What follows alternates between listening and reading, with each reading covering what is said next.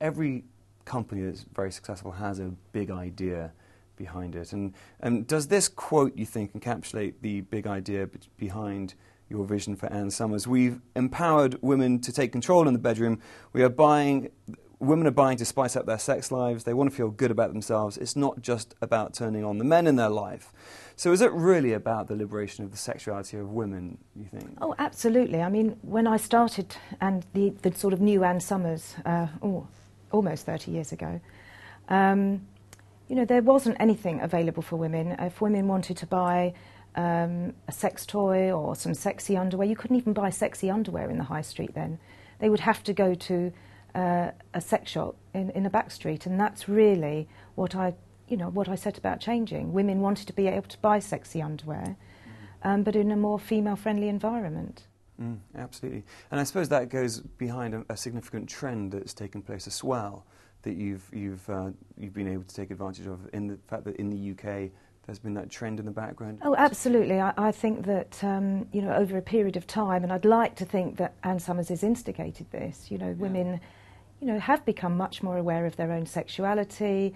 They're much more in control of their lives, whether it be their professional lives or in the bedroom. You know, 30 years ago, women, you know, a lot of women or men expected women to lie back and think of England.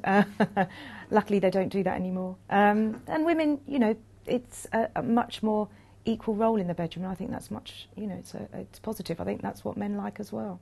Absolutely. I'm saying absolutely in agreement with you. Because indeed, when you started out, I believe you had about, was it 10% of your customers were female? Now it's about 80%, is that? The customer profile has completely changed. When I first started, as you say, 10% of our customers were women. And we've had a complete role reversal. We've now got 80% of our customers going into store are women, even to the point where, you know, I'd like to get the men back in. Oh, really? If you give me a 20% discount, I'll be back in. Because you really transformed Ann Summers, as you mentioned earlier, about this idea of being able to sell sex toys and sexy lingerie to women in the comfort and privacy of their own home. So how did you actually have that idea, and what was the need you think you were actually fulfilling at that point? As I said earlier, I think the fact that women wanted to buy sexy underwear, they wanted to spice up their love lives, but they didn't want to go into a sex shop. You know, it was quite, you know, it was a bit embarrassing, a bit intimidating maybe, and the whole idea of just women, and I made a decision right from the beginning that men weren't going to be allowed at parties.